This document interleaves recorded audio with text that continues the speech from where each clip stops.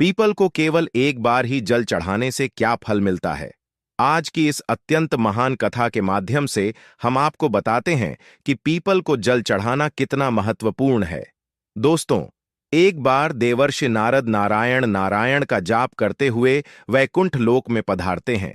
वैकुंठ में भगवान विष्णु अत्यंत शोभनीय सुवर्ण तथा रत्नों से जड़ित सिंहासन पर बैठे हुए होते हैं। वैकुंठ के द्वार सुवर्ण से बने हुए होते हैं। देवर्षि नारद वैकुंठ के द्वारों को पार करते हुए जिस स्थान पर भगवान विष्णु बैठे हुए होते हैं, वहां पर पहुंच जाते हैं और भगवान विष्णु को प्रणाम करते हैं। देवर्षि नारद को देखकर भगवान विष्णु कहने लगते हैं, हे देवर्षि, आइए, वैकुंठ में आपका स्वागत है। देवर्षि नारद प्रसन्नता से भगवान विष्णु को बारंबार प्रणाम करते हुए कहते हैं, हे सृष्टि के पालक, संसार का संचालन करने वाले जनार्दन, समस्त भूतों में आप ही का वास है। तीनों लोगों में आपकी ही माया फैली हुई है। आपके चरणों में कोटि कोटि नमन। भगवान विष्णु मुस्कुराते हुए कहते हैं, हे देवर्षि, आज आप में दिखाई पड़ रहे हैं। अवश्य ही आपके मन में कोई शंका उत्पन्न हो रही है। अवश्य ही आप आज कोई समाचार लेकर आए हैं। देवर्षि कहते हैं, ही प्रभु, आप तो सर्वज्ञाता है। तीनों लोकों में निवास करने वाले सभी प्राणियों के अंदर आप ही का वास है। आपसे कुछ भी छिपा हुआ नहीं है। प्रभु, मैं आज वैकुंठ किस कारण से आया हूं, ये भी आप भली भांति जानते हैं, और ये भी जानते हैं कि मैं किस कारण से चिंतित हूं। भगवान विष्णु कहते हैं, है देवर्षि, मैं जानता हूं कि आप चिंता में क्यों हैं, और आपकी इस अवस्था को मैं समझता हूं। आज आप जिस शंका को दूर करने के लिए आए हैं, वह समस्त मानव जाति के कल्याण के लिए ही है। इसीलिए आप निसंकोच होकर पूछिए। फिर देवर्षि नारद कहने लगते हैं, है प्रभु, मैंने आज कुछ मनुष्यों को पीपल का वृक्ष तोड़ते हुए देखा है। वह वृक्ष बहुत पीड़ा में था और मनुष्य बिना सोचे समझे ही पीपल के वृक्ष को तोड़ रहे थे। है प्रभु, पीपल में तो आप ही का वास है। आप ही ने कहा है कि वृक्षों में आप पशुवत है, तो फिर मनुष्य ऐसा पाप क्यों करते हैं? मैं यह भी जानना चाहता हूं कि पीपल के वृक्ष को जल देने से मनुष्य को कौन सा फल मिलता है। पीपल को जल कब देना चाहिए, किस दिन इसकी पूजा करनी चाहिए? भगवान विष्णु कहते हैं, है देवर्षि, आप सत्य ही कहते हैं। वृक्षों में मैं पीपल हूं। पीपल के वृक्ष में मेरा ही वास है। पीपल के महत्व को बताने से पूर्व में आपको एक प्राचीन कथा सुनाता हूं। इस कथा के माध्यम से आपको आपके सभी प्रश्नों के उत्तर मिल जाएंगे। जो भी मनुष्य इस कथा को एक बार सुन लेता है, उसके सारे पाप नष्ट हो जाते हैं। जो इसे बार बार सुनता है, उसके सभी दुख दूर होते हैं और उसे धन धान्य की प्राप्ति होती है। पीपल के महात्मा की इस कथा का प्रचार जो करता है, उसे विष्णु लोक की प्राप्ति होती है। देवर्षि कहते हैं, हे प्रभु, इस कथा को सुनने की मेरी तीव्र इच्छा हो रही है। आप जल्दी से इस महान कथा को मुझे सुनाइए। मैं इसे ध्यान से पूरा सुनता हूं और इसका तीनों लोकों में प्रचार करता हूं। श्री हरि कहते हैं, है देवर्ष, प्राचीन काल में एक अत्यंत शोभायामान नगरी थी, जिसका नाम नंदीग्राम था। उस नगरी में पुष्कर नाम के एक श्रेष्ठ ब्राह्मण रहा करते थे। वे सदैव ही धर्म के अनुष्ठान में लगे रहने वाले सभी पशु पक्षियों की सेवा करने वाले थे। उनके आश्रम में एक प्राचीन पीपल का वृक्ष था, जिसकी वह ब्राह्मण नित्य पूजा किया करता था। नित्य उस पीपल के वृक्ष को जल दिया करता था। वह एकादशी का व्रत करके पीपल को जल देकर उसकी प्रदक्षिणा करता था। बाहर जाते समय वह रोज पीपल को नमस्कार किया करता था। इस प्रकार से उस ब्राह्मण ने उस पीपल के वृक्ष की पूजा करके बहुत सारा पुण्य अर्जित कर लिया था। फिर एक दिन एक भयानक राक्षस भोजन की तलाश में उस पुष्कर ब्राह्मण के आश्रम पर आता है और इधर उधर देखने लगता है। तभी वह ब्राह्मण कुटिया से बाहर आकर देखता है तो एक भीमकाय राक्षस वहां पर खड़ा हुआ है। जैसे ही वह राक्षस उस ब्राह्मण को देखता है तो कहने लगता है, अरे वाह, आज तो बहुत ही सुंदर ताजा ताजा मांस खाने को मिलेगा। ये ब्राह्मण तो बहुत ही जवान, सुंदर और गुणवान दिखाई पड़ रहा है। अभी मैं इसी को चबा डालता हूं। उस राक्षस को देखकर वह ब्राह्मण बिल्कुल भी भयभीत नहीं होता है और उस राक्षस से कहने लगता है, हे राक्षस, इस गरीब की कुटिया में तुम्हारा स्वागत है। तुम बहुत भूखे दिखाई दे रहे हो। कहो, तुम्हें भोजन में क्या दूं? ब्राह्मण के इस प्रकार के वचन सुनकर वह राक्षस आश्चर्य में पड़ जाता है और सोचने लगता है, बड़े आश्चर्य की बात है। ये ब्राह्मण मुझसे जरा सा भी भयभीत नहीं है। ये अवश्य कोई बड़ा तपस्वी दिखाई पड़ रहा है। तब वह राक्षस कहने लगता है, हे महात्मा, आप कौन हैं और इस वन में क्यों रह रहे हैं? आपको मुझे देखकर बिल्कुल भी डर नहीं लगा। तब वह ब्राह्मण कहते हैं, हे राक्षस, मैं भगवान विष्णु का भक्त हूं। मुझे इस संसार में किसी भी चीज का कोई भय नहीं है। इसीलिए तुम बताओ, तुम्हें क्या चाहिए? तुम्हारी जो भी इच्छा हो वह पूरी की जाएगी। आओ, इस वृक्ष के नीचे आसन ग्रहण करो। तब वह राक्षस जैसे ही उस वृक्ष के नीचे चला जाता है तो उसका शरीर जलने लगता है और तुरंत ही उसकी मृत्यु हो जाती है और एक दिव्य मनुष्य उस राक्षस के शरीर से बाहर निकल आता है। उस मनुष्य को राक्षस की से मुक्ति मिलती है। वह मनुष्य बड़ा ही प्रसन्न हो जाता है और उस ब्राह्मण से कहने लगता है, हे ब्राह्मण देवता, यह कैसा चमत्कार है? यह कौन सा वृक्ष है जिसके नीचे ठहरते ही मुझे मुक्ति मिल गई है? तब वह ब्राह्मण कहता है, हे महात्मा, ये पीपल का वृक्ष है। ये साक्षात भगवान विष्णु का ही रूप है। ये सभी पापों का नाश करने वाला है। इस वृक्ष के सान्निध्य में आने से तुम्हारे सभी पाप नष्ट हो गए हैं। फिर वह दिव्य मनुष्य स्वर्ग की ओर जाने लगता है। पीपल को केवल एक बार ही जल चढ़ाने से क्या फल मिलता है? आज की इस अत्यंत महान कथा के माध्यम से हम आपको बताते हैं कि पीपल को जल चढ़ाना कितना महत्वपूर्ण है। दोस्तों, एक बार देवर्षि नारद नारायण नारायण का जाप करते हुए वैकुंठ लोक में पधारते हैं। वैकुंठ में भगवान विष्णु अत्यंत शोभनीय सुवर्ण तथा रत्नों से जड़ित सिंहासन पर बैठे हुए होते हैं। वैकुंठ के द्वार सुवर्ण से बने हुए होते हैं। देवर्षि नारद वैकुंठ के द्वारों को पार करते हुए जिस स्थान पर भगवान विष्णु बैठे हुए होते हैं वहां पर पहुंच जाते हैं और भगवान विष्णु को प्रणाम करते हैं। देवर्षि नारद को देखकर भगवान विष्णु कहने लगते हैं, हे देवर्षि, आइए, वैकुंठ में आपका स्वागत है।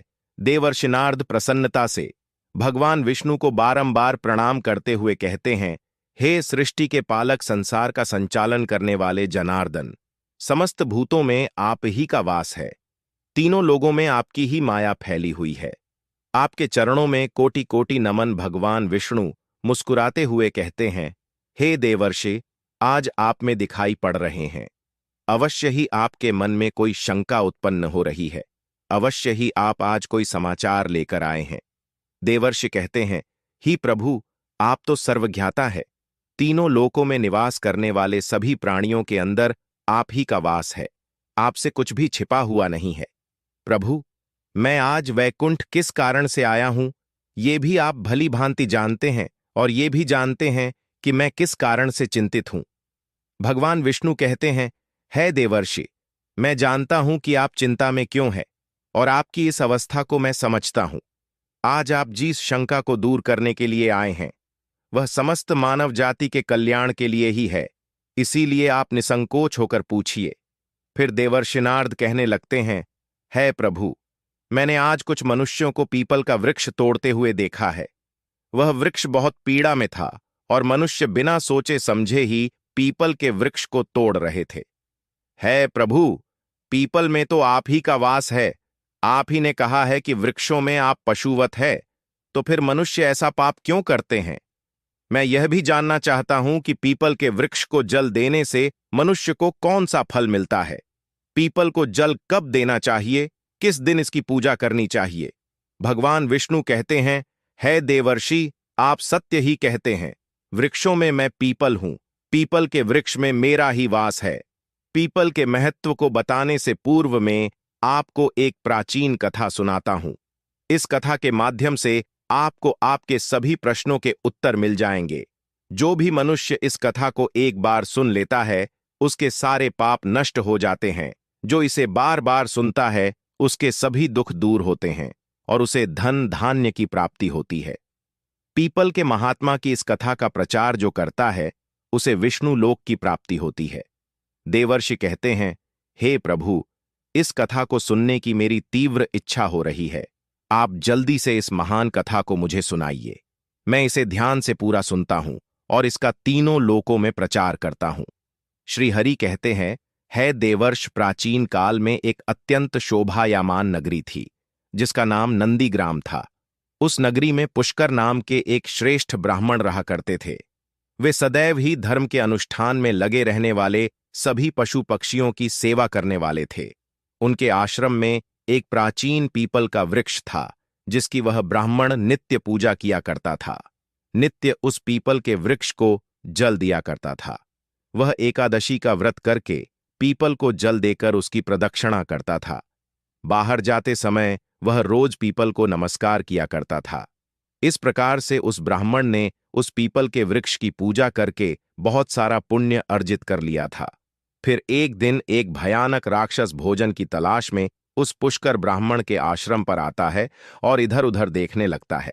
तभी वह ब्राह्मण कुटिया से बाहर आकर देखता है तो एक भीमकाय राक्षस वहां पर खड़ा हुआ है। जैसे ही वह राक्षस उस ब्राह्मण को देखता है तो कहने लगता है, अरे वाह, आज तो बहुत ही सुंदर ताजा ताजा मांस खाने को मिलेगा। ये ब्राह्मण तो बहुत ही जवान, सुंदर और गुणवान दिखाई पड़ रहा है। अभी मैं इसी को चबा डालता हूं। उस राक्षस को देखकर वह ब्राह्मण बिल्कुल भी भयभीत नहीं होता है और उस राक्षस से कहने लगता है, हे राक्षस, इस गरीब की कुटिया में तुम्हारा स्वागत है। तुम बहुत भूखे दिखाई दे रहे हो। कहो, तुम्हें भोजन में क्या दूं? ब्राह्मण के इस प्रकार के वचन सुनकर वह राक्षस आश्चर्य में पड़ जाता है और सोचने लगता है, बड़े आश्चर्य की बात है। ये ब्राह्मण मुझसे जरा सा भी भयभीत नहीं है। ये अवश्य कोई बड़ा तपस्वी दिखाई पड़ रहा है। तब वह राक्षस कहने लगता है, हे महात्मा, आप कौन हैं और इस वन में क्यों रह रहे हैं? आपको मुझे देखकर बिल्कुल भी डर नहीं लगा। तब वह ब्राह्मण कहते हैं, हे राक्षस, मैं भगवान विष्णु का भक्त हूं। मुझे इस संसार में किसी भी चीज का कोई भय नहीं है। इसीलिए तुम बताओ, तुम्हें क्या चाहिए? तुम्हारी जो भी इच्छा हो वह पूरी की जाएगी। आओ, इस वृक्ष के नीचे आसन ग्रहण करो।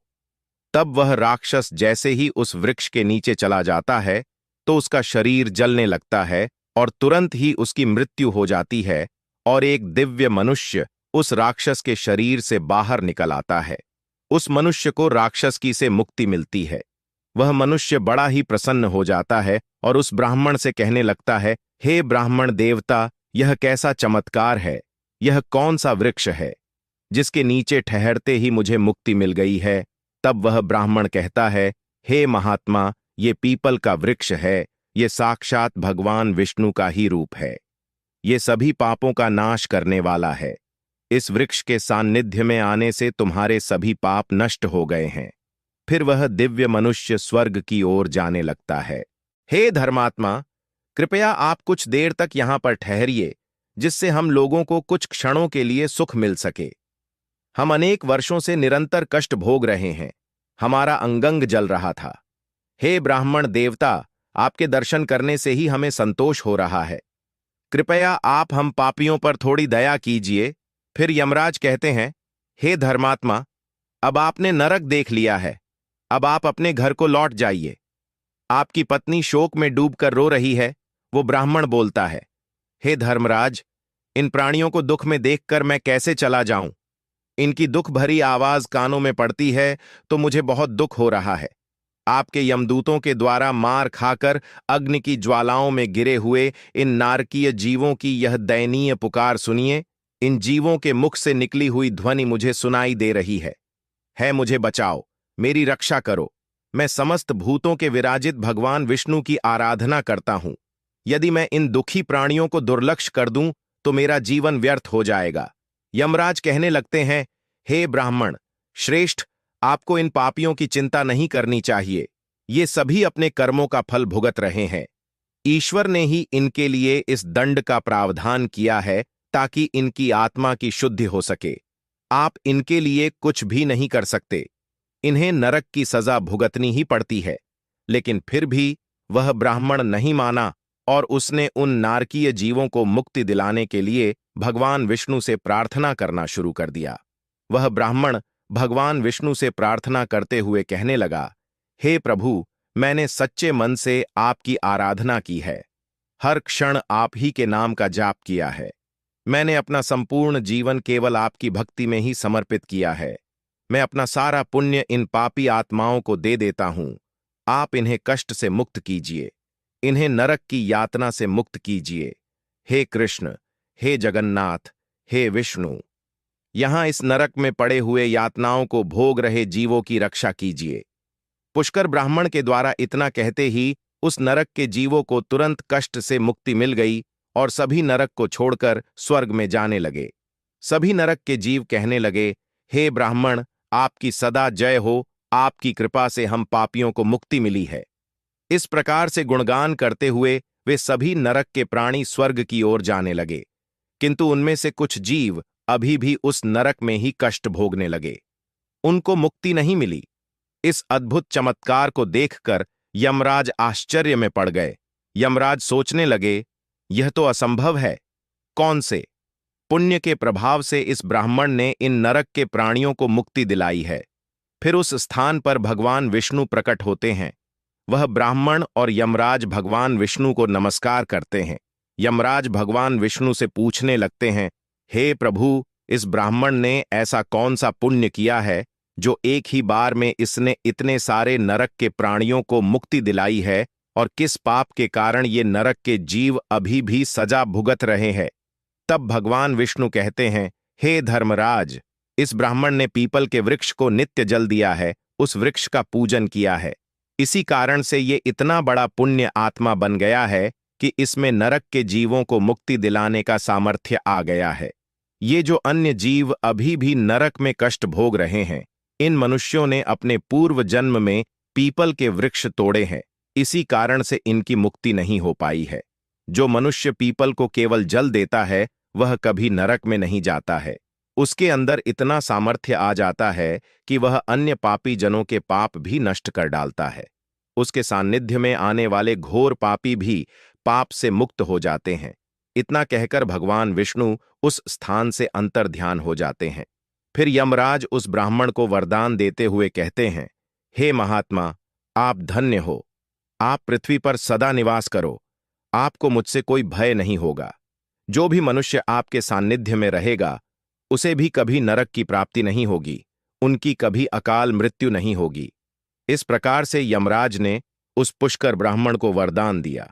इस ब्राह्मण ने यमराज को नमस्कार किया और पृथ्वी पर लौट कर आ गए और पहले की तरह नित्य भगवान विष्णु का पूजन करने लगे और पीपल को जल चढ़ाने लगे। भगवान विष्णु नारद से कहते हैं, हे नारदी, इस प्रकार से मैंने तुम्हें पीपल को जल देने का महात्मा सुना दिया है। जो भी मनुष्य पुष्कर की इस कथा को सुनता है उसके समस्त पापों का नाश हो जाता है।